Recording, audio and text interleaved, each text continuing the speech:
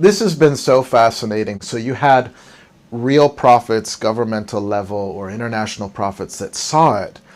And it was almost like they were like, wow, this is putting language to what we believe. And even if it stung a little bit, even if there was some course correction that was obviously being given, because they are critical thinkers, they see that this can advance the body, they're lovers of truth, above reputation, above religiosity, above what we've made the prophetic to be, they got excited.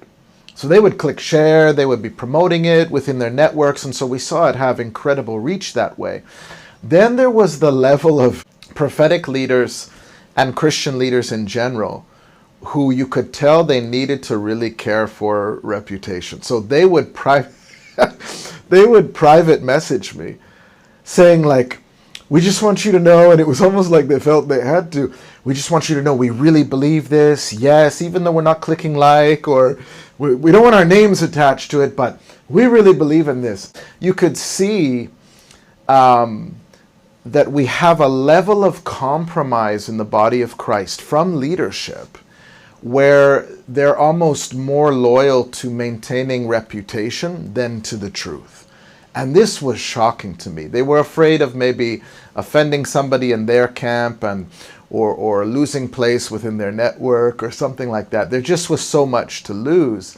And I think part of that has to do with this ideology, especially within the charismatic world and Canada, where to maintain this ideal of corporate Christian unity, I'm not going to say anything. And so we will compromise and cut corners with truth in the name of trying to preserve some kind of unity. It was astonishing that we have not loved the truth, and the enemy has taken advantage of that. But I'm not that way, and because Jesus was not that way, and my model is Jesus. Jesus, 100% loyalty was to the truth. Above a network, above reputation, above most people, whether they would like to admit it or not, and I'm not trying to be overly critical here, but it's a reality now, is most people are trying to get speaking engagements, trying to build a ministry. And we don't realize how far we've slid from the emphasis of building the kingdom at whatever cost, and loyalty to the truth at whatever cost. And because of that, they're careful about associations. And we have the entrance of the whole political thing. This is what it is.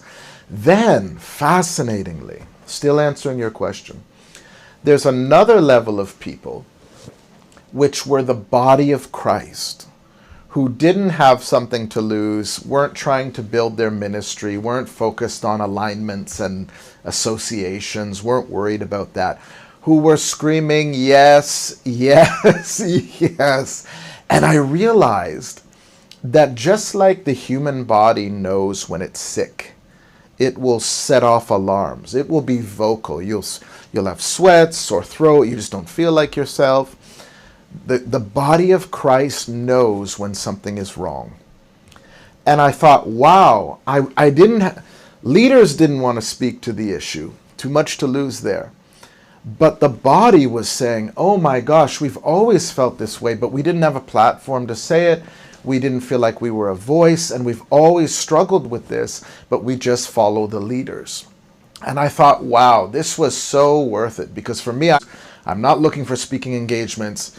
God is the captain of my ministry. I'm doing just fine. My loyalty is to the truth, and I saw that the body of Christ was looking for leaders who would speak up about things that are so dysfunctional, so overtly dysfunctional, that we're not able to, as a church, advance. And I feel like this series covered so much of it that, you know, if we were to pay attention to this and make certain course corrections without the fear of losing something, without worrying about our network alignments and all of this stuff, man, we could turn this ship and see a fresh grace on this entire apostolic prophetic thing.